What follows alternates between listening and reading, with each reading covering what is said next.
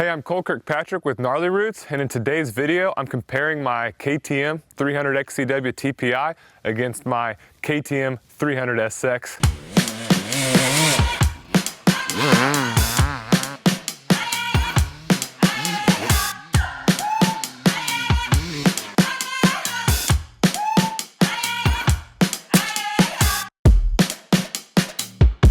This test is as scientific as I could get it with a one-man crew. Both bikes did have new tires. I'm running Michelin StarCross 5s. The 300 TPI has soft up front. Actually, both bikes have the StarCross 5 soft up front and then medium in the rear. The SX has the soft in the rear. But other than that, they're the same. Bar bends are the same, even though this one's got Renthal twin wall. This one's got the Renthal FatBar. They're the same. And across the board, grips, foot pegs, exhaust, both have Akrapovic silencers. The bikes are as identical as they can possibly be, except for the chassis and the motor. Typically, I've raced the 300 SX at the local Texas Enduros, and then I use the TPI for my Gnarly Routes tour bike. We're 130 miles into our ride today, just trail riding, but out on this woods loop, I'm kind of getting ready to get a new bike for racing, some of the local stuff that I do, and I wanted to compare with the stopwatch to actually see which bike I was faster on, despite which one feels faster. The KTM SX that I have is still carbureted. It started out as a 250 SX and I raced it for a season, and then about 25 hours ago of riding, I put a 300 SX S kit on it. It was on back order for a little while, but once it came off, I bolted the 300 kit on, and immediately I liked the way that it felt. It made the bike a lot easier to ride and more forgiving if I made some mistakes. But I still like the way the PDS platform feels, but with the TPI, the bike to me is deceptively fast. It's not as snappy and quick to rev up as the carbureted bike, but I think there's something to that on a woods loop like I'm riding today. So in this comparison, I'm gonna go out, I'm gonna do a 2-lap moto on the SX, come back, get comfortable on the TPI, and then do a 2-lap moto on the TPI. And instead of doing a 1-lap moto, I wanted to see over the course of 17 to 18 minutes if there was much fading in just me physically. So that's the reason for doing 2 laps instead of just 1. This loop's around 8 minutes long and I ride it pretty regularly. Very rough, it's what I would call a traditional enduro loop. Lots of roots, lots of braking bumps, lots of really tight tree sections. You really have to be on your toes out here. So I'm gonna compare the bikes here in this type of terrain, and then I'm gonna take them to another place that I ride and then compare. The other place that I'll compare is a little bit more flowy, what I would consider a cross-country type of trail, a little bit more sand, still has some rutty corners, but for the most part, a lot more high speed, more of a load on the motor. You know, I do think that it'll be interesting to see which bike is faster in each location. Going into this test, I do think in this tighter woods loop, I'm faster on the fuel-injected PDS bike. I think that it feels much easier to maneuver, to pick lines, to make inside lines and corner. It just feels easier to ride. Oh, this bike's fun. I found myself on the SX on this loop almost being gun shy. I know the power is gonna come on hard and hit hard, and in places here, I don't want that to happen because you get wheel spin, the chassis gets upset in some of the roots. So going into it, I already kind of expect the XC-W TPI to be a faster bike to ride on this loop. So I'm gonna get suited up, get started. I'll run the GoPro for each 2-lap sprint. If you wanna skip ahead in the video, this one's gonna be kind of long, but if you wanna skip ahead for the summary, feel free to do so. And here we go.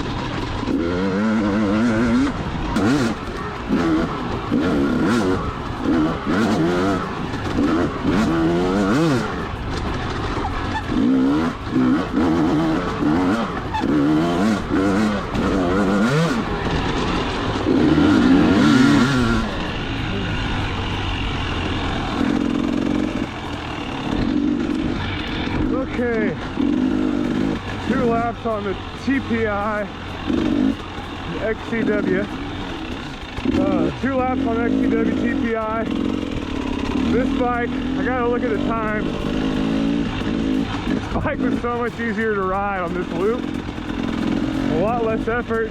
All right, I've just finished comparing these two bikes and doing lap times, and kind of what I thought was going into the test is what ended up feeling wise. I felt faster on the XC-W TPI, and that actually was the result by about 10 to 12 seconds. That's over the course of 17 minutes. So if you had a 30-minute special test, you're looking at almost 30 seconds of time difference between these two bikes.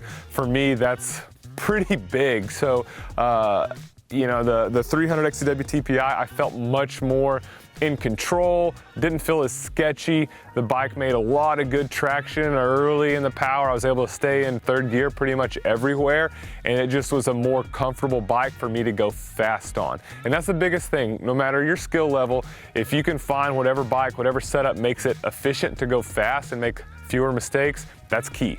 So the 300 SX, it's a blast to ride. It sounds awesome, it pulls hard, super fun. But out here, I found myself really riding the rear brake a lot because I was afraid of the power coming on. So it was almost like this beast that I was trying to tame while I was riding through the woods. And chassis-wise, I really liked the way the PDS bike felt in the chop here and just this route. I had so much more front-end traction, I felt like, with the PDS chassis compared to the SX chassis. So that was also something that was very interesting to me. So this SX has been a blast to have. It's kind of a purist motorcycle to me. No electric start.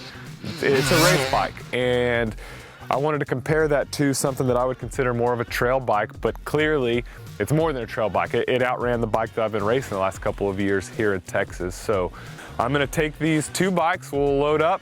I'm gonna go to another place that I ride later this week and compare them a little bit more high speed. And I think the SX will be faster there, but who knows? If the PDS TPI bike is faster, then that's gonna make my next bike choice an easy one for racing here at home.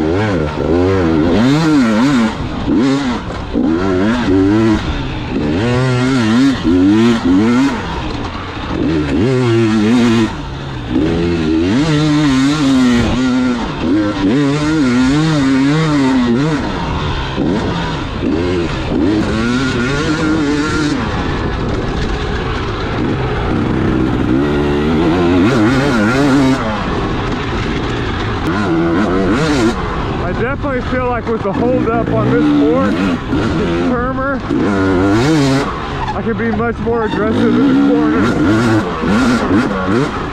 and it doesn't want to bottom out.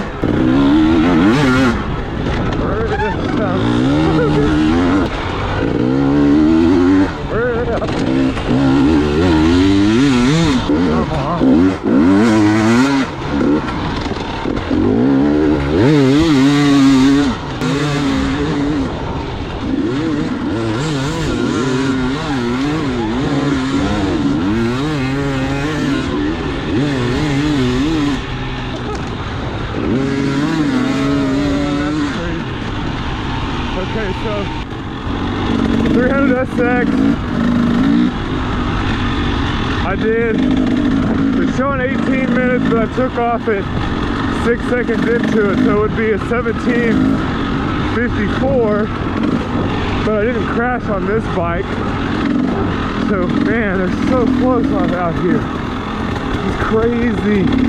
Okay, this morning I tested another spot. I've been riding here since 2009, thousands of laps and just time spent around this loop. And it's a lot sandier soil. I was hoping it was gonna be a little bit wetter dirt today, but pretty dry. There was some moisture that came up in spots, but overall very dry. Coming into this, I thought the 300SX would be hands down faster here just because of how deep the soil is and just the general higher speed of this track. It's more of a cross-country type track, third and fourth gear. Coming into this, I thought that the TPI would be at a disadvantage. Started out the day on the TPI just because that was the last bike that I had ridden. Headed off, did a lap time. I actually did a 4-lap moto and that came in right at 18 minutes. I did crash once, just fell over in a corner, so probably lost 5 to 10 seconds. But overall, I felt good on this bike. It corners good. The front end is very soft, especially for this stuff. So that's one thing that I'm gonna change moving forward, just make a fork adjustment internally because it is set up more for just trail riding for the Gnarly Routes tours. But I just had a lot of chassis movement when I'd get on the brakes hard in the softer dirt and wasn't as confident as I would like to be just picking a line. It was kind of vague, you know, and just the straight line and the soft stuff, it was not as good. So did the moto on the TPI, then I switched to the SX, did a few laps on it to get comfy and took off. And right away I felt faster on the SX, just the way the bike pulls in the sand and the sound that it makes, badass sounding. It's awesome. And so I felt much faster. Didn't feel like I was shifting that much, which again, I thought would lean to a faster lap time. Then came around and I did a 17:54 lap time on the SX. Didn't make any crashes, or didn't have any crashes. So if you factor in, if you take away the crash from the TPI, these bikes are basically the same out here, which it's kind of baffling to me because I felt so much faster on the SX. I did get a little bit more hand fatigue and arm fatigue and upper body fatigue just from holding on to the SX. So, I mean, when it comes down to it, I feel like the TPI is the choice now for me. The carbureted bike's a blast to ride, but I thought it was going to be so much faster just going off of feel, but sometimes what feels fast isn't always fast. Sometimes the rider that's blowing up the most dust and berms, making the most noise, isn't always going to be the fastest rider. And so for me, the takeaway from this test was how efficient and how easy to ride the PDS platform was, but also the TPI motor. It's so smooth. It's deceptively fast, and I've said that for a while now, that it feels quite a bit leaner than a carbureted bike. But we're out here riding pretty deep sand today, and it held its own against the 300SX. So very interesting test, and I'll keep you all updated on the next bike that I get for here racing in Texas and my personal bike.